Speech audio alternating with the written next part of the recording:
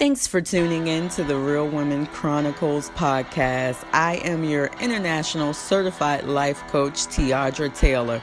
The sole purpose of this podcast is to get you from where you are now to where you want to be. Yes, it's time to break chains and to get unstuck. Thanks again for joining in. Let's begin. Hello, everyone. Thank you for joining in to the Real Women Chronicles podcast. I am your host, your virtual certified life and relationship coach. I go by the name of Coach T for those of you who do not know who I am. Now, listen, guys, I'm not sure if you listened to last week's podcast, but on last week's podcast, I told you guys that God is really moving in my life after my battle with COVID pneumonia last month. He is really just speaking to me and aligning me with the right individuals. And so that being said, today I have a treat for you guys. I am joined here by Dr. JD. He is a good friend of mine. Hey, Doc. Hey, how's it going? It's going well. It is going well. I'm just happy to be alive, Doc. I tell you. Oh, and God is such a good healer. He's just such a good healer. He knows how to heal in all places.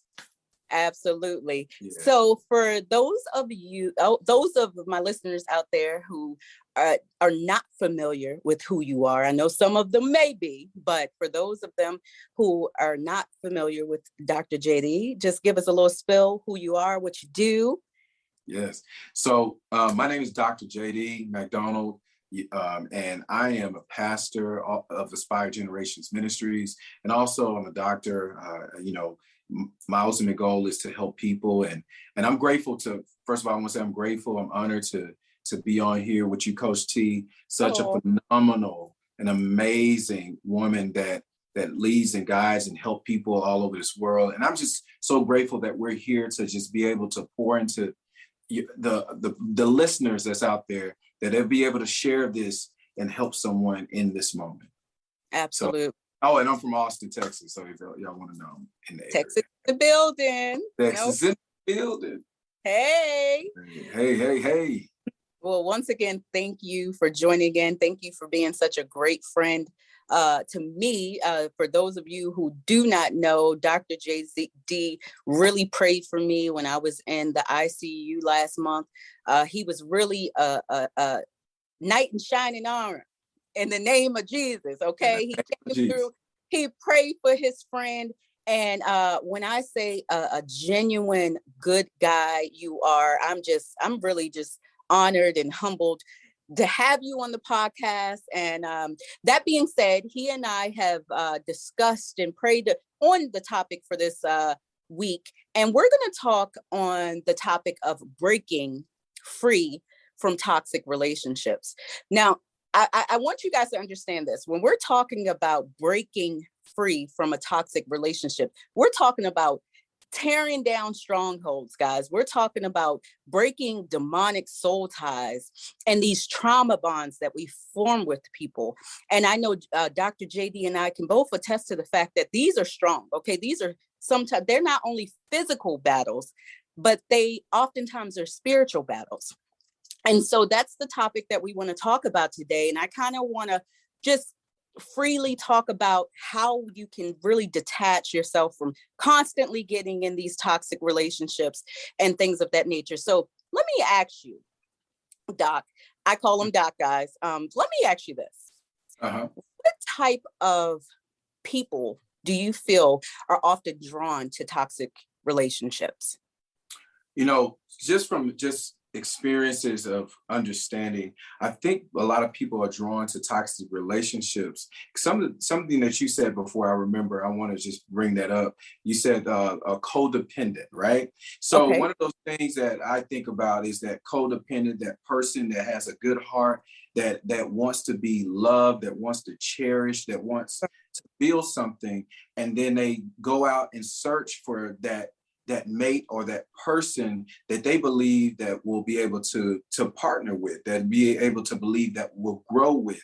So I think in that is thank you, Lord, is that the imagination that they have that they have maybe received as a young child, and or their imaginations that they receive as watching other people and how relationships work.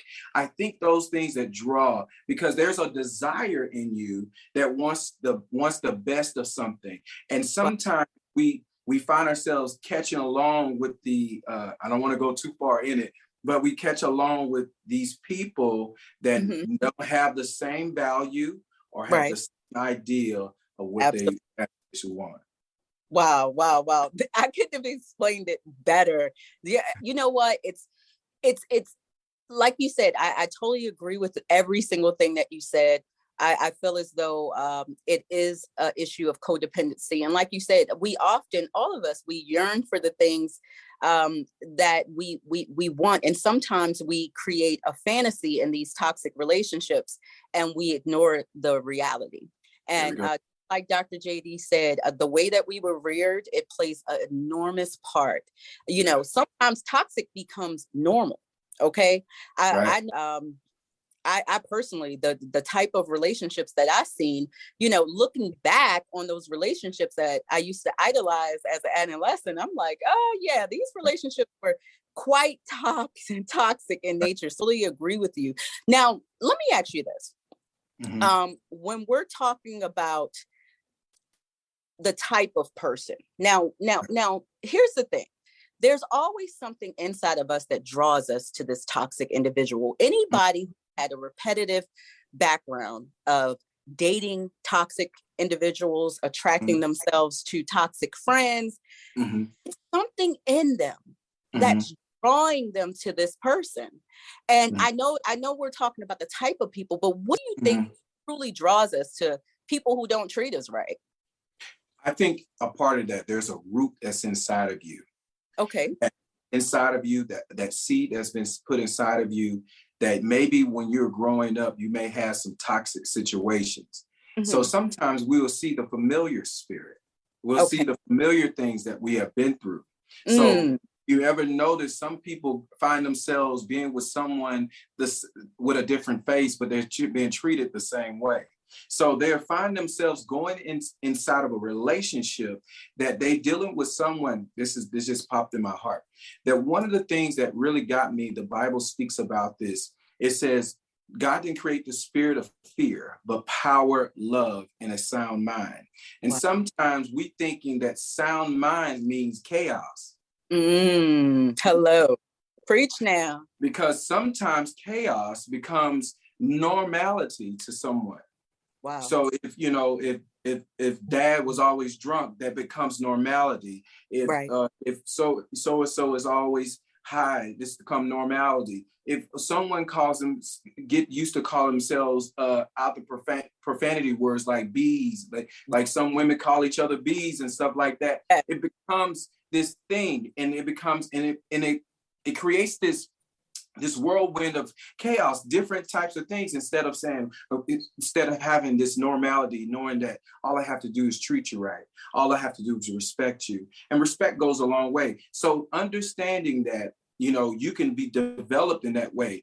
Here it is. This is one good thing. Maybe you had a boyfriend when you were younger, and all he did was be very rude to you and say certain things, and he treated you a certain way. So now you have found yourself being with someone that maybe their mindset is, this is the way I treat a woman. I'll treat her roughly instead of treating her kind, or whatever the case may be, and vice versa. It becomes normal. So now you find yourself growing up, you become older, and you're still looking for that same man. Absolutely. 5 years ago, 10 years ago, you're still trying to develop the new person that you're dealing with. You actually, not just saying that, you're looking for that person as it was back then. So you're trying to recreate the same scenario because they become normal. I was just having this conversation with with a group of people, and one of the things that they said was that they were so used to being treated that certain way that's the only way they know how to function with someone else. Wow. So when they get something good, they don't know how to hold on to it. It becomes, it just comes repetitive over and over again. You know, you got one guy praying for you, then you got the other guy taking you out to the strip club. Which one you want? Absolutely. And that comfort zone is what drives us back to those familiar places. And most times, those familiar places, especially when they're toxic, are horrible places to be. But that, that yearns for what's familiar. And that's kind of like what I was saying before. The way that we were reared plays a huge part in that, because what's familiar to us and that comfort zone may be a horrible place to be, but we keep back to it, and we keep attracting that same energy, because that energy, we have to first believe in a healthy relationship, like you said. And if we don't really necessarily believe that healthy relationships exist, we will quite naturally constantly attract toxic relationships. I coach people all the time to say, hey, my last 3 relationships look the same. Well, see, here's the thing. If you're not addressing what's going on within you, then your energy is going to keep pulling these people to you. They're going to continuously pull these type of relationships to you. They're going to all end up the same. They're going to all look the same. They're just going to have different names. And that's why it's important when we're talking about breaking these strongholds that these toxic relationships have on us, to address the things that go on within you. Because it's not always the other person.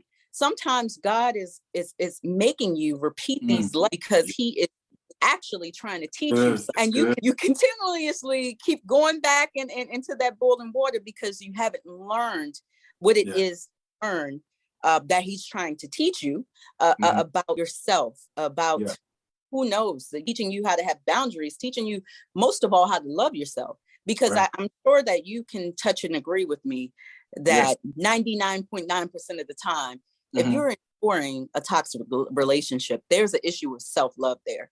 Would you agree? I agree. And you have to understand that God is birthing something that you didn't see in you.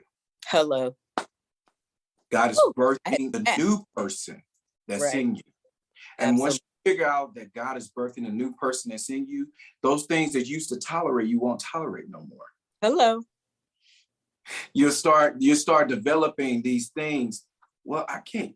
Here it is. Now the discernment starts to kick in. And then you now know how to pick by the fruit of the Spirit. You'll start knowing.